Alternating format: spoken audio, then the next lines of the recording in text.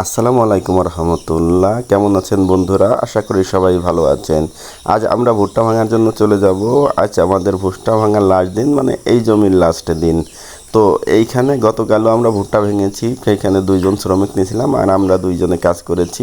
মোট চারজনে মোটামুটি কাজ করেছি। আমরা ফুল সময় কাজ করতে পারি না, কারণ ফার্মের কাজ থাকার কারণে এইখানে ফুল সময় দিতে পারি না। যতটুকু সময় দিতে পারি ততটুকু সময় এসে শ্রমিকের সাথে কাজ করি। তা দুইজন গতকাল ভেঙেছে, আজকে দুইজন নিয়েছি, ইনশাল্লাহ হয়ে যাবে।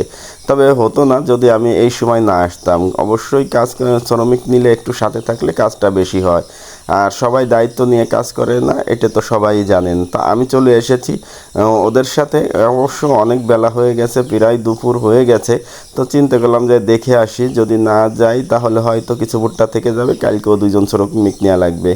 এই কৃষিকাজ করাটা এইটা হচ্ছে বরকতটা হচ্ছে আপনার কিছু কাজ শ্রমিকের সাথে করতে হবে এবং শ্রমিকের কাছে থাকতে হবে, তাহলে না হলেও একটু কাজ হলেও আপনার এগিয়ে যাবে। যারা কৃষিকাজ করে তারা খুব ভালো করে এই বিষয়টা জানে। তো আমি আগেও বলেছি এই ভুট্টাগুলো আসলে আমরা গরুর খাবারের জন্য করেছিলাম, কিন্তু গরুর আমাদের খড়কাটা মেশিন না থাকার কারণে এবং পর্যাপ্ত পরিমাণ ফার্মে গরু না থাকার কারণে এইটার আর স্লাইস করা হয়নি।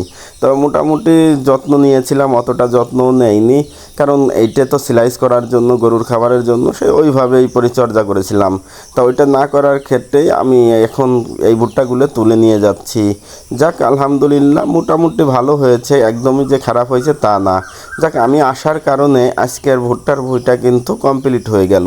কারণ আমি যদি এই মুহূর্তে এই ভুঁইতে না আসতাম, অবশ্যই শ্রমিকরা কী করতো, এই ভুট্টাগুলো ঘরে রেখে ওরা চলে যেত, কিছু জায়গা থেকে যাইতো, হয়তো আগামীকাল আমাদের করা লাগতো, নইলে এই শ্রমিক আবার নেওয়া লাগতো।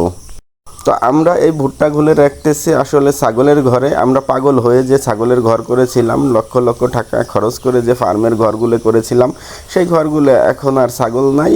আমাদের এখন ভুট্টা পেঁয়াজ কিছু কিছু জিনিস রাখা হচ্ছে। এই কথা বলার মূল কারণ হচ্ছে যে পাগল হয়ে কিছু করা যাবে না, অবশ্যই আপনারা ধৈর্য ধরে কাজ করতে হবে। আমি যেমন পাগল হয়ে লক্ষ লক্ষ টাকা খরচ করে ফেলেছি, নষ্ট করে ফেলেছি, এখন মোটামুটি এদের সাথে কাজ করে সব কিছুর শিক্ষা নিতেছি। তা এখন যেমন ওই যে আমার ফার্মের ঘর ফাঁকা পড়ে রয়েছে, এটা শুধু আমি কাজ করার আগে পাগল হয়ে গেছিলাম। অবশ্যই ধৈর্য ধরে আস্তে বুঝে শুনে কাজ করতে হবে। আর কোনো কাজই আপনি একবার লস হয়ে গেলে সেই কাজ ছাড়া যাবে না। যদি ছেড়ে দেন তাহলেই ওইখানে হেরে গেলেন।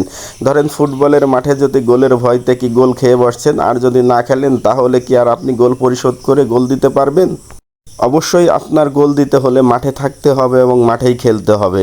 তো আলহামদুলিল্লাহ আমরা লস করেছি, ইনশাআল্লাহ আল্লাহ যদি চায় এবং সবার দোয়া যদি থাকে অবশ্যই এখানে লাভ হবে। সেটা ধৈর্য ধরে কাজ করতে হবে।